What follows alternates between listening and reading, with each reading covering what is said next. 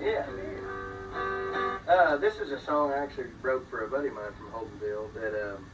This is the newest, and his cousin introduced him to this gal there in Stillwater one night, and she told him that she had cervical cancer and that they had taken her ovaries out. She couldn't have any kids. Oh. Well, that was false. That was a lie. That was a lie. So 9 months later, here's this little gal, So he is a really, really good man and one of my best friends, and he tried to be a father, and she just wouldn't let him, And yeah, super sad. So for some reason, the courts down there in Texas just geared towards the women, and they just couldn't get anything done. Tens and tens of thousands of dollars later for lawyers and court dates and travel and all this stuff. So he kind of eventually just had to give up. Give up. I mean, not give up. He's still there, but just accept it. So this is a song I wrote for him. I call it daughter or his daughter. Okay. What year did this?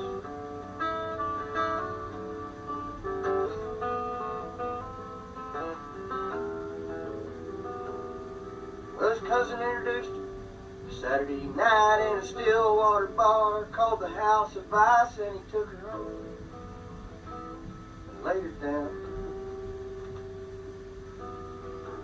Didn't use no rubber, didn't really care, 'cause she said in her womb there wasn't nothing there. She had a bout with cancer, and they cleaned her out.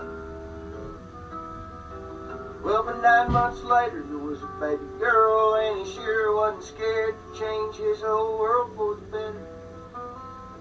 But battle lines got drawn. She knew he had a little money, she knew he loved this child, she knew he was a good man. Put it mild, she put a price on this kid's head. Said, I'll see you in town. She would always be free. She would always be expensive, and she'd always be his daughter.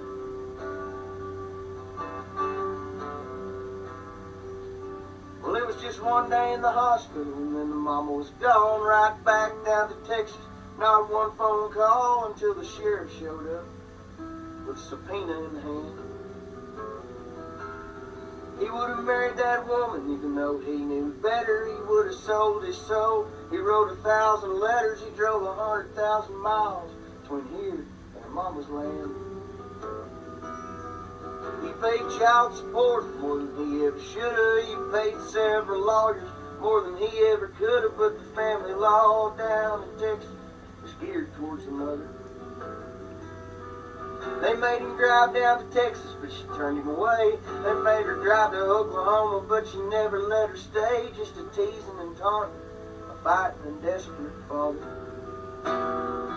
She would always be free. She would always be expensive, and she'd always be his daughter.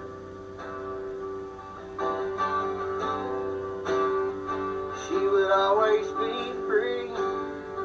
She would always be expensive, and she'd always be his daughter.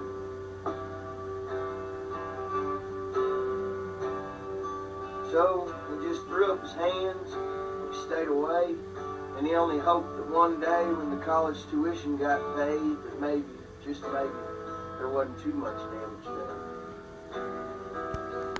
Well, he looked at those pictures on the fridge every single day, and there wasn't too many other reasons that he needed to pray except for rain, healthy cattle, and he didn't ever use that gun.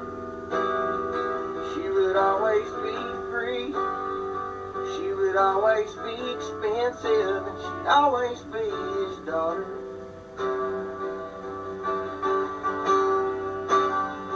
She would always be free. She would always be expensive, and she'd always be his daughter.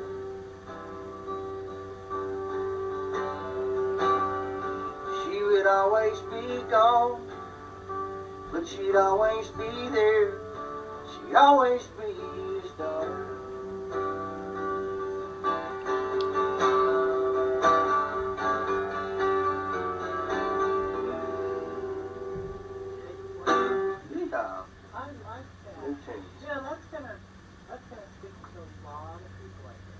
so. And I hope it, I mean. You hear stories like that. Oh, yeah. And it's not fair. No. You know? It's not fair to that child. No, absolutely not. And there's a lot of dudes out there that are dirtbags, but there's also a lot of dudes out there that are really good guys.